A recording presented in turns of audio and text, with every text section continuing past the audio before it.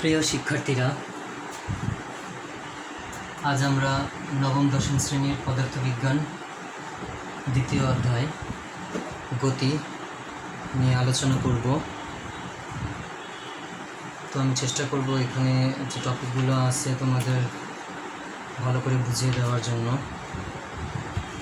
তো প্রথমে আমরা স্থিতি ও গতি নিয়ে আলোচনা করব।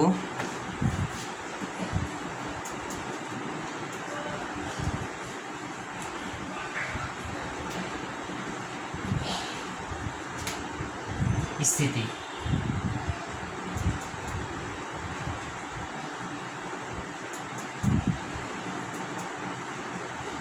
স্থিতি হচ্ছে কোনো একটা বস্তুর স্থির অবস্থা নির্দেশ করে। স্থির অবস্থা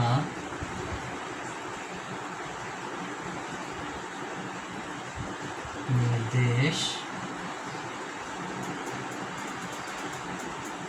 করে।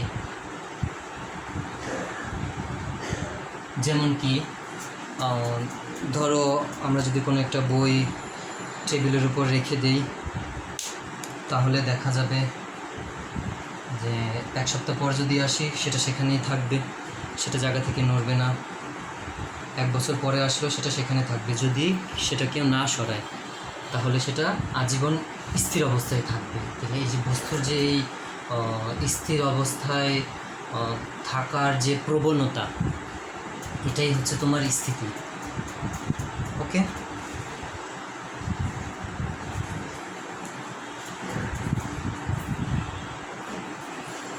গতি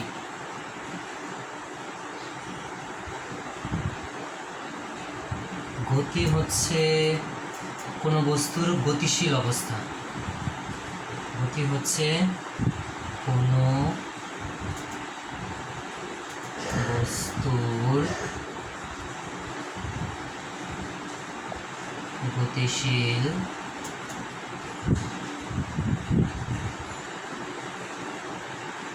অবস্থা। যখন কোনো বস্তু চলা শুরু করবে তখনই আমরা ধরে নেব যে ওই বস্তু গতিতে আছে। যেমন ধরো ফ্যান চলতেছে, তার মানে তার মধ্যে গতি আছে। তুমি হাঁটতেছো, তার মানে তার মধ্যে গতি রয়েছে।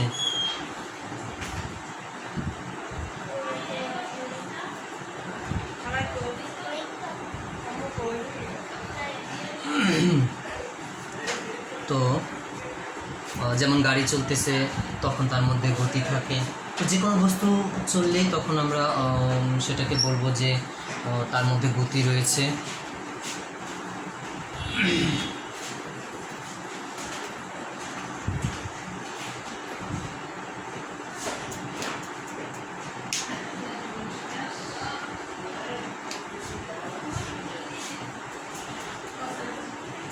গতি এবং স্থিতি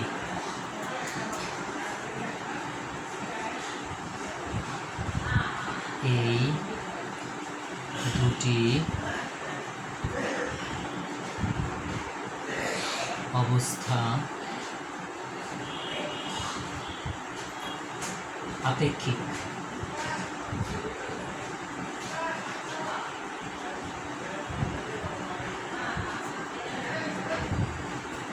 গতি এবং স্থিতি এই দুইটি অবস্থা আপেক্ষিক।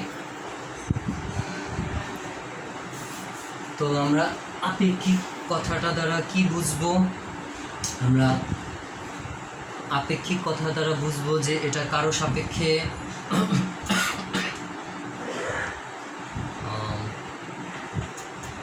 যে গতিটা বিবেচনা করা হচ্ছে, স্থিতিটাও কারো সাপেক্ষে বিবেচনা করা হয়েছে। যেমন ধরো তোমাদের যে বাড়ি আছে, বাসা, সেটা 5 বছর আগে যেখানে ছিল এখনও সেখানেই আছে, সে জায়গা থেকে এখনও নড়ে নেই। তো আমরা বলতে পারি যে তার মধ্যে স্থিতি রয়েছে। কিন্তু কেউ একজন যদি চাঁদে যে এই ঘটনাটা পর্যবেক্ষণ করে, তখন সে দেখবে যে তোমাদের বাড়িটা গতিশীল অবস্থায় আছে। তার মানে তোমার সাপেক্ষে বাড়ি অনেক দিন যাবৎ স্থির অবস্থায় আছে, কিন্তু কেউ একজন যদি চাঁদে যে তোমার বাড়িটাকে দেখে, তাহলে সে কিন্তু গতিশীল দেখবে, তাই তো? তার মানে স্থিতিটা আপেক্ষিক, যে একজনের সাপেক্ষে স্থির মনে হচ্ছে, বাট অন্য আরেকজনের সাপেক্ষে সেটা গতিশীল মনে হচ্ছে। আবার দেখো, যেমন ধরো তুমি তোমার বন্ধুকে বিদায় জানাতে বাস স্টেশনে গেলা, এখন সে বাসের মধ্যে বসে আছে, বাসের সিটে, তো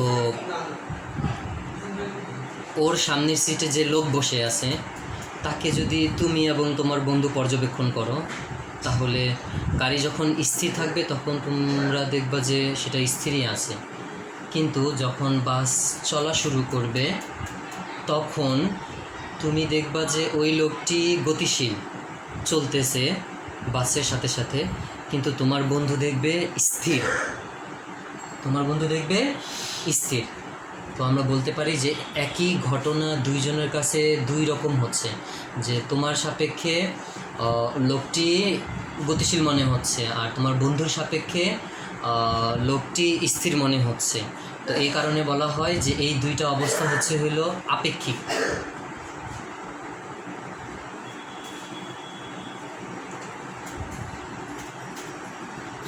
এই জন্য বলা হয়ে থাকে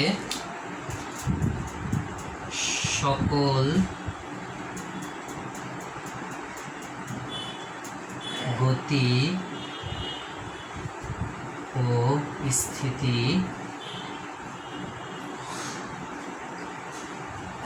আপেক্ষিক।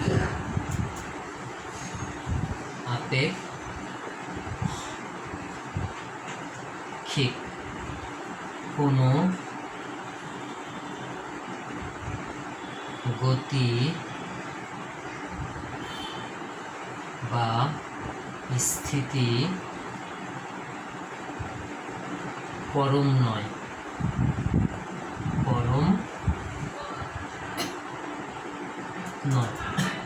পরম কথাটার মানে হচ্ছে ফিক্সড। পরম কথাটার মানে হচ্ছে ফিক্সড। যেমন কোনো একটা বস্তু গতিতে আছে, তার মানে সে কারো না কারো সাপেক্ষে স্থির হবে, তো তার গতিটা ফিক্সড না, সেটা স্থিতিও হতে পারে, এরকম কিছু। আবার কোনো বস্তু স্থির আছে, সেটা আজীবনের জন্য মানে স্থির না, তো অন্য কোনো পর্যবেক্ষকের সাপেক্ষে সেটা গতিশীল মনেও হতে পারে। এর কারণে এটাকে পরম বলা যাবে না, আপেক্ষিক বলতে হবে, যে গতি আর স্থিতি হচ্ছে আপেক্ষিক, পরম নয়।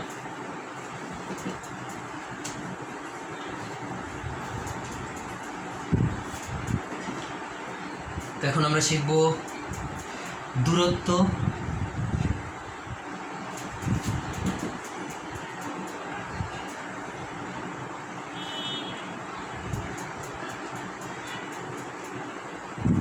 ও সরণ।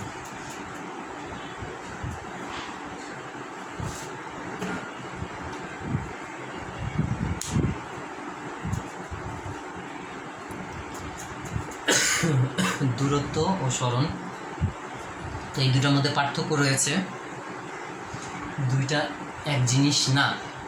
দূরত্ব হলো স্কেলার রাশি,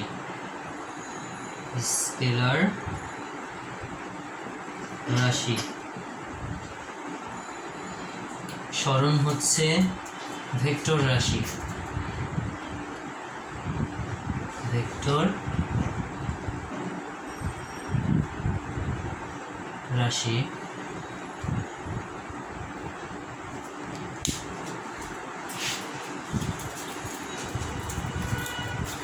স্কেলার রাশি বলতে বোঝায় যে শুধু মান আছে, শুধু মান আছে,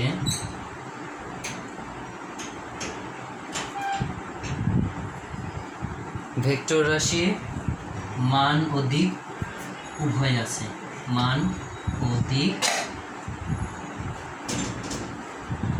আছে। যেমন আমি একটা উদাহরণের সাহায্যে তোমাদের এটা পরিষ্কার করে দিই।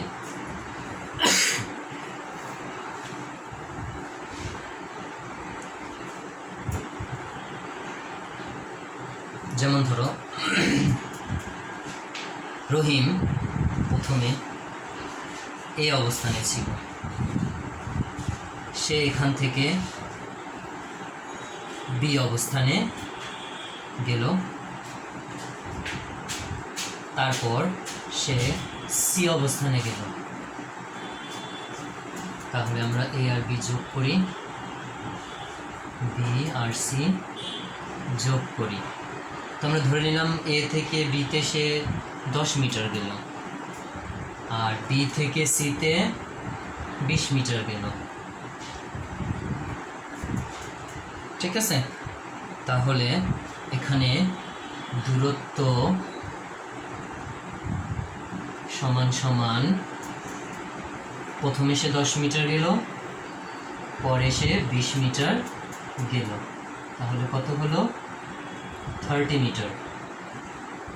তো এটা হচ্ছে তার অতিক্রান্ত দূরত্ব।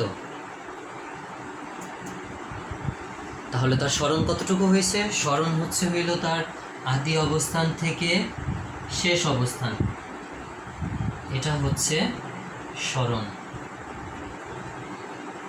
A C. সরণ হচ্ছে এখানে এসি। এখানে সরণ 30 মিটার হবে না, তার চাইতে কম হবে। তোমরা দেখতেই পারতেছো যে এসি রাস্তাটুকু 30 মিটার কখনো হবে না।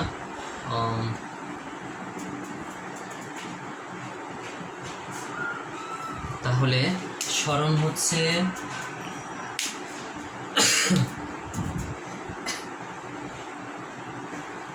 আদি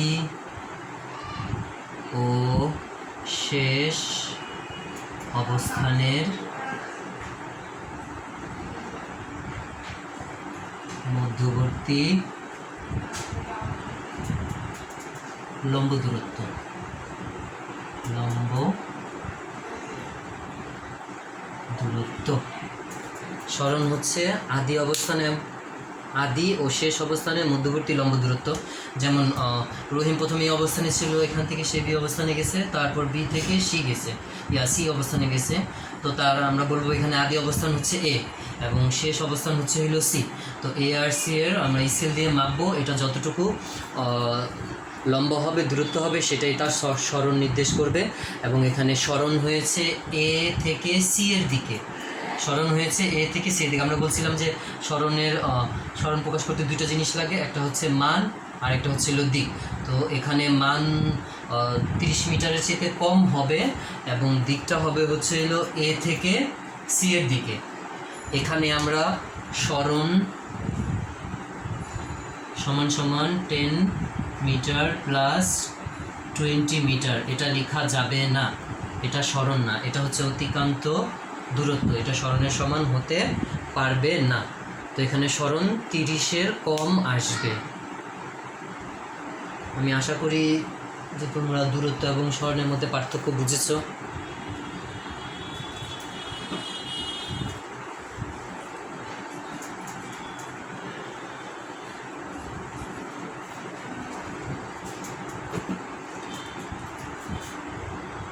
যেমন আমি আরেকটা উদাহরণ দিই, যে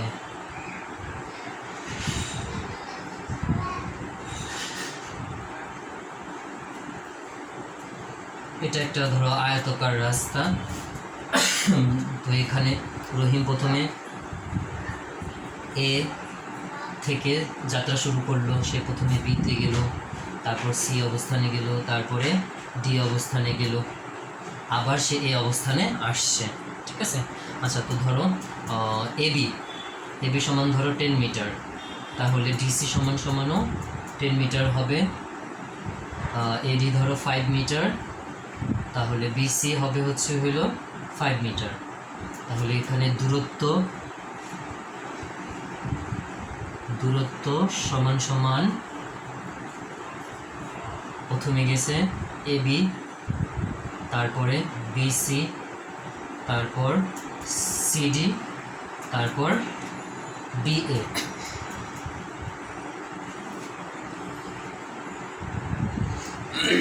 তো AB হচ্ছে 10, BC 5, CD 10 और DA 5। তাহলে এখানে টোটাল 30 মিটার। তাহলে রহিমের অতিক্রান্ত দূরত্ব হচ্ছে হলো 30 মিটার। ওকে, এখন আমরা সরণ হিসাব করব। তো তার আদি অবস্থান ছিল A এবং শেষ অবস্থানও কিন্তু A। এখন সে A হতে শুরু করে B C D হয়ে আবার এই অবস্থানে আসছে। তো এই ক্ষেত্রে আমরা যদি সরণ হিসাব করি তাহলে দেখা যাবে যে প্রথমে সে 10 মিটার গেল, 10 মিটার, তারপরে সে গেছে 5 মিটার। তো এখানে আমরা দিক ধরি, A থেকে B এর দিকে গিয়েছে, তারপরে গেছে B থেকে C এর দিকে, তাহলে এটা +5 মিটার। পরবর্তী সে C থেকে D এর দিকে গেছে, এখানে দিক উল্টিয়ে গিয়েছে, যে এখানে সরণের দিক প্রথমে A থেকে B এর দিকে ছিল, যখন সে C থেকে D তে গেছে তখন কিন্তু সরণের দিক কিন্তু উল্টা হয়ে গেছে। তো এটা আমরা নেগেটিভ ধরবো, সরণ যদি বিপরীত দিকে হয় তাহলে এটা আমরা লিখব -10 মিটার। পরবর্তীতে সে D থেকে A বরাবর আসছে এই বিন্দুতে, তো এখানে প্রথমে BC বরাবর উপরে গিয়েছিল, সেটা 5 মিটার। এখন আবার D থেকে A বিন্দুতে নিচের দিকে আসছে, তাহলে এটা আগের দিকের বিপরীত দিক, তাই এটা নেগেটিভ মান বসাতে হবে, -5 মিটার। তাহলে এখানে টোটাল আসতেছে 0 মিটার, তার মানে তার সরণ হয়েছে 0। শূন্য হওয়ার কথাই, কারণ সে A হতে পুরো রাস্তা ঘুরে আবার এতেই আসছে, তার মানে তার কোনো সরণই হয়নি, কারণ এখানে আদি অবস্থান এবং শেষ অবস্থান সেম। তো আমি আশা করছি তোমরা মোটামুটি ধারণা পেয়েছো সরণ এবং দূরত্বের মধ্যে পার্থক্যের।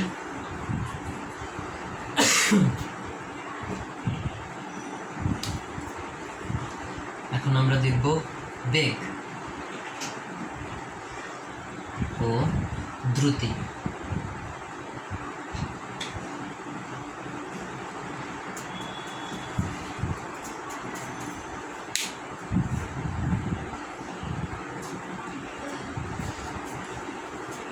তো বেগ হচ্ছে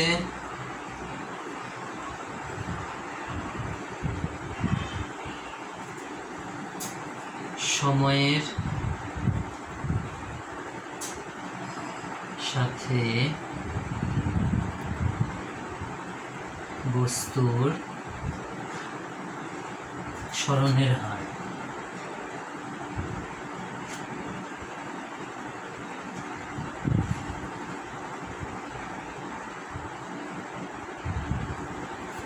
বেগ হচ্ছে সময়ের সাথে বস্তুর সরণের হার।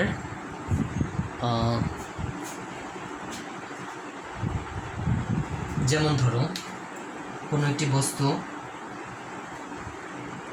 t সেকেন্ডে সরণ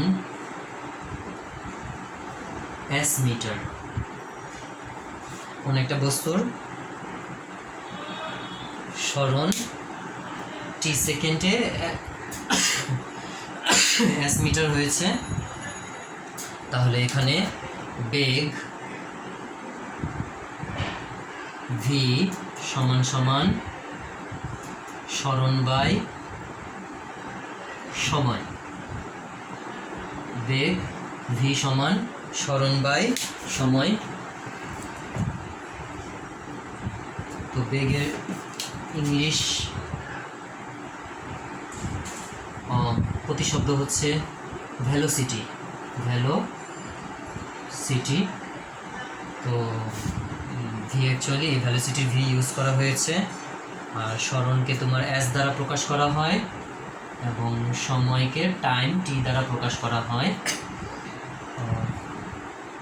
তো এইভাবে আমরা বেগ নির্ণয় করতে পারবো। যদি আমাদের সরণ জানা থাকে সরণ উপরে বসাবো, আর অতিক্রান্ত সময় যদি জানা থাকে তাহলে সময় নিচে বসা দেবো, তাহলে বেগ বের হয়ে যাবে। তো এখানে হার বলার কারণ হচ্ছে হলো তোমার সময়ের সাপেক্ষে সরণের পরিবর্তন হিসাব করা হইতেছে, এর কারণে হার বলা হয়েছে। যে সময়ের সাথে সরণের হারকে কি বলা হয়? বেগ বলা হয়।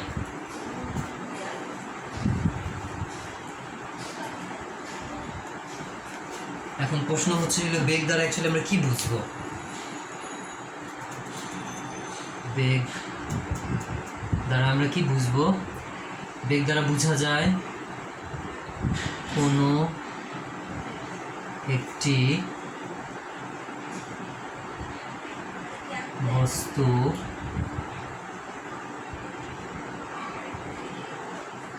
কত দ্রুত চলছে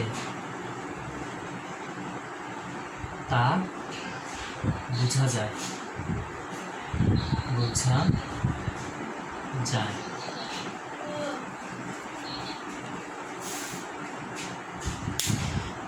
বেগ দ্বারা বোঝা যায় কোনো একটি বস্তু কত দ্রুত চলছে সেটা আমরা বুঝবো।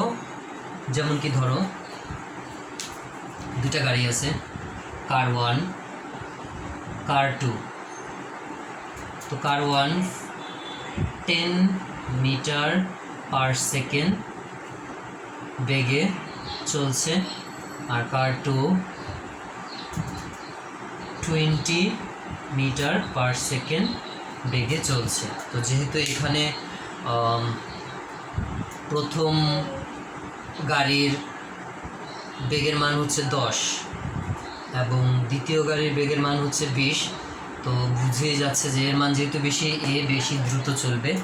যে এ 1 সেকেন্ডে 20 মিটার যাবে, আর এই গাড়ি 1 সেকেন্ডে 10 মিটার যাবে।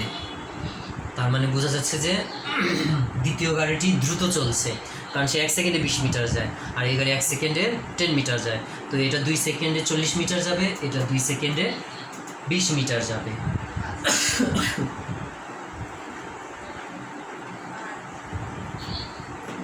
যেমন ধরো একটা চার্ট দেখবে তোমাদের,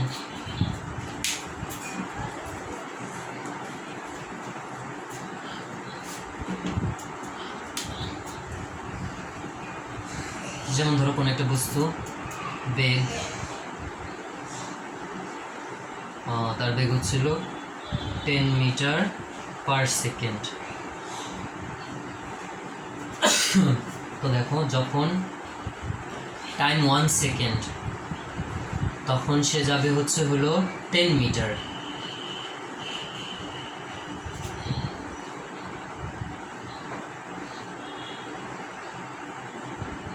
অতিক্রান্ত দূরত্ব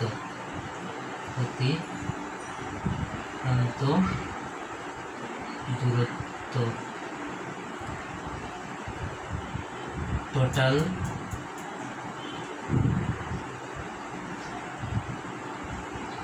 দূরত্ব।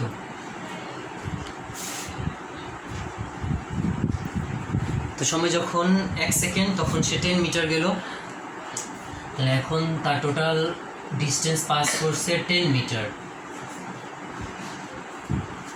এখন দেখো ঘড়িতে যখন 2 সেকেন্ড হইল, মানে আরও 1 সেকেন্ড বাড়লো, তখনও সে 10 মিটারই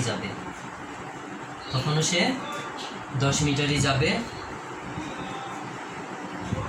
তাহলে এখন টোটাল দূরত্ব হইল এই 10-এর সাথে এই 10 যোগ হবে 20 মিটার।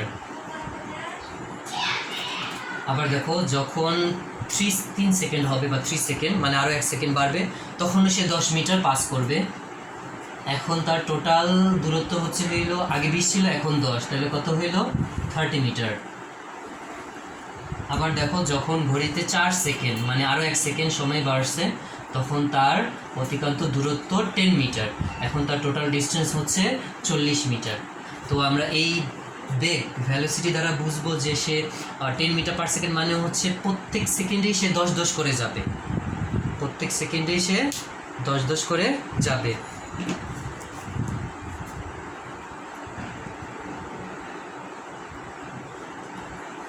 আবার দেখো আরেকটা চার্ট বানাই। এবার ধরো বেগ ভি হচ্ছে 20 মিটার পার সেকেন্ড, তাহলে সময় যখন 1 সেকেন্ড তখন তার দূরত্ব হবে, অতিক্রান্ত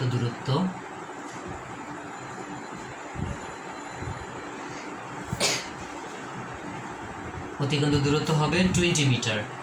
যে সে 1 সেকেন্ডে প্রতি সেকেন্ডে 20 মিটার করে যাবে। তাহলে এখানে টোটাল টোটাল দূরত্ব 20 মিটার। তো যখন ঘড়িতে 2 সেকেন্ড, তার মানে আরও 1 সেকেন্ড সময় পাবে, তখনও সে আরও 20 মিটার যাবে। এখন তার টোটাল দূরত্ব হচ্ছে এলো, সে আগে অবস্থান থেকে 40 মিটার দূরে আছে। আবার দেখো যখন 3 সেকেন্ড, মানে আরও 1 সেকেন্ড বৃদ্ধি পাবে, তখন সে আরও 20 মিটার যাবে।